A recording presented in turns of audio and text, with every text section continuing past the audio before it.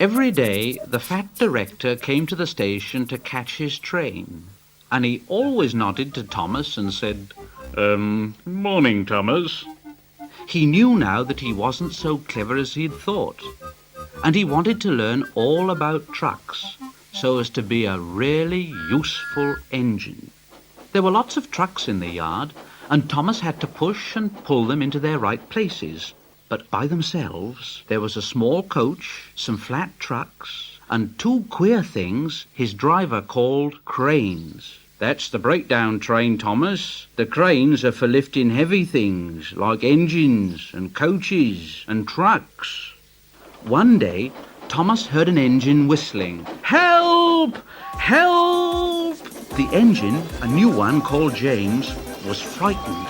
His brake blocks were on fire, and smoke and sparks streamed out on each side. "They're pushing me! They're pushing me! Those silly trucks are pushing me! Help! Help!" "Oh, I'd like to teach those trucks a lesson." "James is off the line. The breakdown train, quickly!" So Thomas was coupled on, and off they went.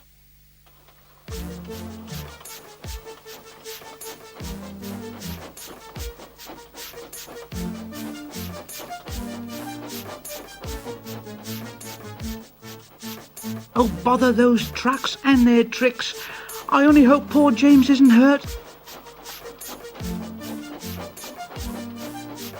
James was in a field, with a cow looking at him, and his driver and fireman were feeling him all over to see if he was hurt. "Never mind, James. It wasn't your fault. We always said your wooden brakes was no good."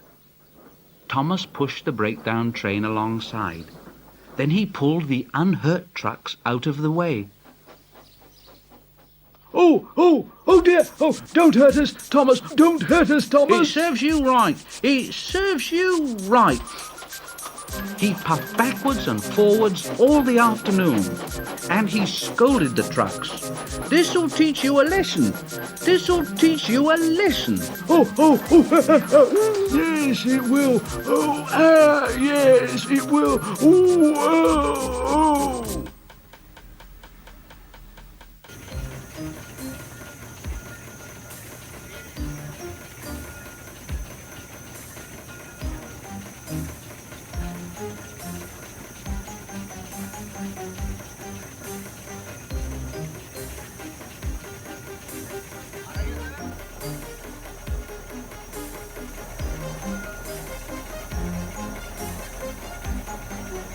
When they put James back onto the rails, he tried to move, but he couldn't, so Thomas helped him back to the shed.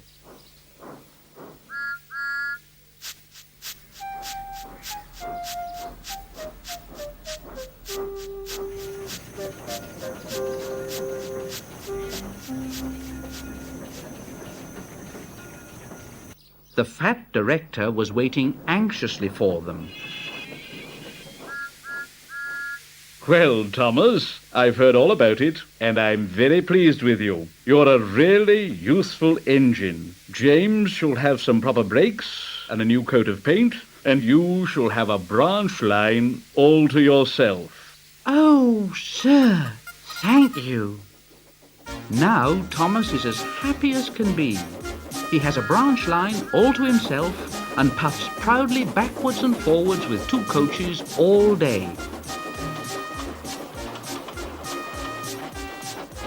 He's never lonely, because there's always some engine to talk to at the junction. Edward and Henry stop there quite often and tell him the news.